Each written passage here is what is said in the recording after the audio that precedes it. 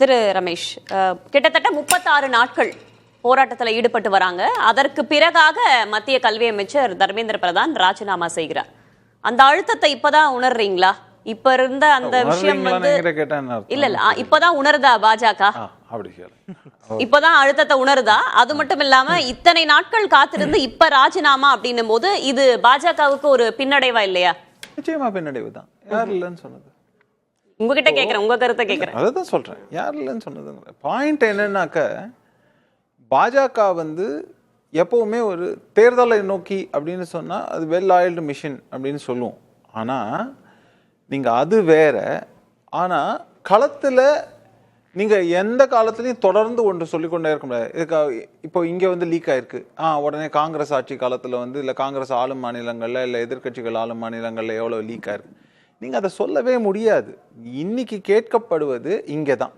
ரெண்டாவது குளறுபடி ஆர் பிரச்சனை என்னன்னு சொல்றேன். சோசியல் மீடியாவில் இப்போ வாங்சுக் இருந்தார், அவர் வந்து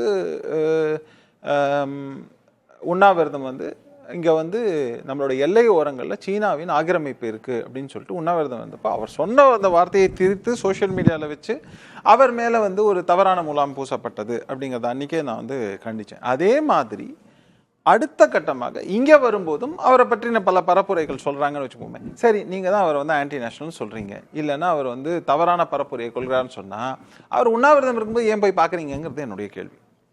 மொதல் விஷயம், ஏன் உண்ணாவிரதம் போய் பார்க்குறீங்க, என்ன போய் பார்க்குறீங்க, ஏன் உண்ணாவிரதம் கால் ஃபார் பண்ணணும்னு சொல்கிறீங்க? அதே மாதிரி எந்த தப்பும் நடக்கவில்லைன்னா தர்மேந்திர பிரதான் எதுக்கு ரிசைன் பண்ணணுங்கிற ஒரு கேள்வியும் இருக்குது. தார்மீக பொறுப்பேற்று ரிசைன் பண்ணணும் அப்படின்னாக்க இது என்ன அப்படின்னு பார்த்தீங்கன்னா, நிச்சயமாக ஒரு 3 டேர்ம் இருக்கும்போது ஒரு ஆன்டி இன்கும்பன்சி செட் ஆயிருக்கு. நீங்கள் பல விஷயங்களை 2 டேர்மில் செய்ய வேண்டியதை தவறினீர்கள், அதனால் இன்னைக்கு அதற்கான பலனை அனுபவிக்கிறீர்கள் அப்படிங்கிறது தான் பாயிண்ட் ஃபஸ்ட்டு. ரெண்டாவது முக்கியமான விஷயம் நீங்கள் கவனிக்க வேண்டியது, எதுக்கு எடுத்தாலும் இப்போ சகோதரர் செந்தில் சொன்னார் நீட்டு விவகாரமே, நீட்டே தேவையில்லை அப்படின்னு. ஆனால் காமேஷ் சொன்ன ஒரு விஷயம் கரெக்ட்.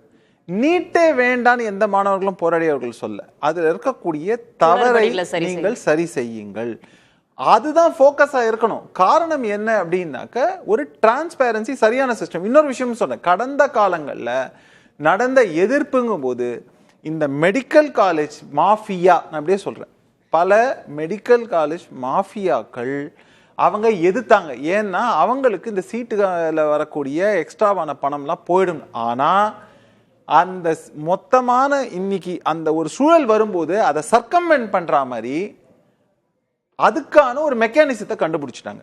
ஒரு உதாரணத்துக்கு சொல்லணும்னா, எத்தனை மாணவர்கள் தேர்ச்சி பெற்றிருக்காங்கன்னா, முதன்மையாக தேர்ச்சி பெற்றிருக்கக்கூடிய மாணவர்கள் அவர்களுக்கு கவர்மெண்ட் கோட்டால சீட் கிடைக்கும்னு தெரிஞ்சா கூட அவங்கள வச்சு பிரைவேட் மெடிக்கல் காலேஜ் சீட்டை வந்து பிளாக் பண்ணி வைப்பாங்க. அப்புறமா என்ன பண்ணுவாங்க அப்படின்னாக்க, கடைசி நேரத்தில் தான் அந்த இது ரிலீஸ் ஆகும், அப்போ அதை வந்து அதிகப்படியான விலைக்கு விற்பதற்கான வாய்ப்புகள் இருக்கு. இந்த மாதிரியாக பல விஷயங்களை அவங்க செய்ய தொடங்கிட்டாங்கிறது தான். அதாவது அவங்களால பணத்தை வந்து பார்க்க முடியும், பண்ண முடியுங்கிறத சக்சஸ்ஃபுல்லாக பண்ணிட்டாங்க. அந்த மாதிரியாக இருக்கும்போது அதனால தான் அவங்க இப்பெல்லாம் வாய் திறக்கிறதுல, ஏன்னா அந்த ஊழல் நடந்து கொண்டு இருக்கிறது. அது ஒரு விஷயமாக நடக்காம இன்னொரு ஆங்கிள் அது நடந்து கொண்டு இருக்கிறதுங்கிறத பார்க்கணும். இது பாயிண்ட் நம்பர் 2.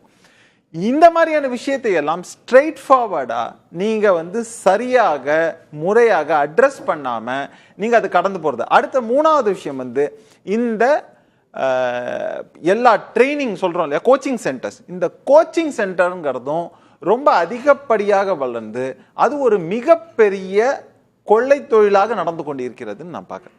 இது வந்து ஏழை மாணவர்களாக இருக்கலாம், நடுத்தர வர்க்கமாக இருக்கலாம், எல்லாரையும் ஒரு சுரண்டும் ஒரு மிகப்பெரிய பிசினஸ்னு நான் பார்க்கிறேன். நீங்க வந்து நீட் தேர்வு பத்தி பேசுறீங்க. ஒரு நிமிஷம் வரேன். நான் சொல்றது சிஸ்டமை ஃபிக்ஸ் பண்ணணும்னு சொன்னா சிஸ்டமை ஃபிக்ஸ் பண்றதுக்கான விஷயங்கள் தானே தவிர முற்றிலும் நீட்டே வேண்டாம் அப்படிங்கிறது எந்த அளவுக்கு சரிங்கிறது முதல் கேள்வி. ரெண்டாவது விஷயம், இந்த ஆஸ்பெக்ட் எல்லாம் பார்க்கும்போது அதுக்கு யாரான ஒருத்தர் ஒரு அக்கௌண்டபிள் வேணும், அதுக்கான பொறுப்பெடுத்து கொள்ள வேண்டும்ங்கிற முறையில தான் இனிஷியலா அவங்க வந்து சரி பண்ணலைன்னா கூட கடைசியாக தர்மேந்திர பிரதான் அதற்கான ரிசைன் பண்ண வேண்டிய சூழலுக்கு தள்ளப்பட்டிருக்கிறார். ஆனா நான் இப்பவும் சொல்றேன், இது ஒரு தொடக்கம் மட்டுமே. இது வந்து பாஜக சொந்த செலவில் சூன்யம் வைத்துக் கொள்வது போல் ஒரு பிரச்சனையை அவங்களா தேடி இது பண்ணியிருக்காங்க. ஏன்னா ரொம்ப ஈஸியா அந்த இது போக இன்னும் 2-3 மினிஸ்டர்ஸ் இது வந்து சேஞ்ச் பண்ண போறாங்கும்போது இந்த போர்ட்ஃபோலியோ அந்த சமயத்துல ஆரம்பிக்கும் போதே அவங்க ஒருவேளை சேஞ்ச் பண்ணியிருந்தாங்கன்னா ஒருவேளை இந்த போராட்டத்திற்கான ஒரு அடிப்படை முகாந்திரம்ங்கிறது மாறி இருக்கிறதுக்கான வாய்ப்பு கூட இருந்திருக்கு. ஏன்னா அவங்க என்ன கேள்வி என்ன கேட்டிருப்பாங்க, தர்மேந்திர பிரதான் ரிசைன் பண்ணணும்னு சொன்னது அது மாறி இருக்கும். ஆனா ஒரு அரசானது நாங்க இராணுவத்தை கொண்டு வந்து தான் இந்த இதை வந்து மொத்த தேர்வுக்கான இந்த பேப்பரை வந்து நாங்க வந்து பாதுகாக்கணும்னு சொல்றதெல்லாம் வந்து கொஞ்சம் அதிகப்படியான விஷயம். அப்போ இது வந்து ஒரு தவறான ஒரு அணுகுமுறை, ஒரு தவறான மெசேஜை கொடுத்துருக்கு அப்படிங்கிறதையும் நம்ம பார்க்குறோம். இதையெல்லாம் வைத்துதான் பாஜக இன்னைக்கு என்ன பண்றது, இன்னொன்று மக்களை கொண்டு போய் ரீச் ஆகிறதுக்கு மிட் நைட்ல ஒரு பிரைம் மினிஸ்டர் ஒரு மெசேஜ் கொடுக்குறாரு அப்படின்னாக்க நிச்சயமா இந்த அழுத்தம்ங்கிறது எந்த அளவுக்கு அங்க போய் சேர்ந்து இருக்குங்கிறதும் ஒரு விஷயம்.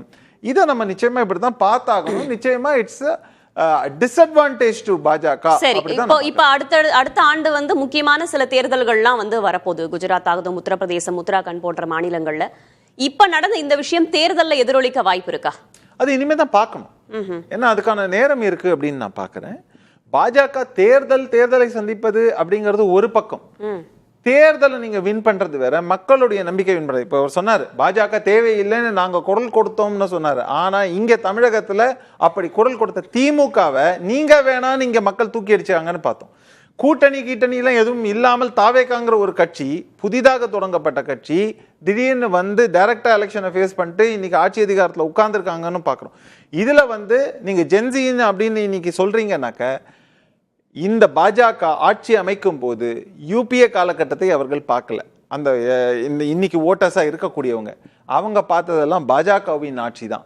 அதுல வந்து அவங்களுக்கு இருக்கக்கூடிய ஒரு மென்டல் ஃபேட்டிக், பாஜகவை சப்போர்ட் பண்ணவங்க அவங்க எதிர்பார்த்த சீர்திருத்தங்கள் அது நடக்கலைங்கிற ஒரு சோர்வு, மனச்சோர்வு, இந்த மாதிரி எல்லாம் வச்சு இன்னைக்கு பாஜகவிற்கு ஒரு சரிவு ஏற்பட்டிருக்கிறதுங்கிறதையும் மாற்று கருத்து கிடையாது. ஸோ இதை நம்ம இப்படிதான் பார்க்கணும்.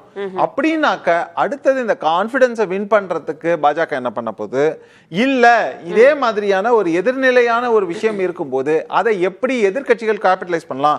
ஒரு விஷயம் கரெக்டா சொன்னது இதுல என்னன்னா, காங்கிரஸ் இதை வந்து நடுவில் ஹைஜாக் பண்ணாங்க, ராகுல் காந்தி இந்த சீனுக்குள்ள வந்தது.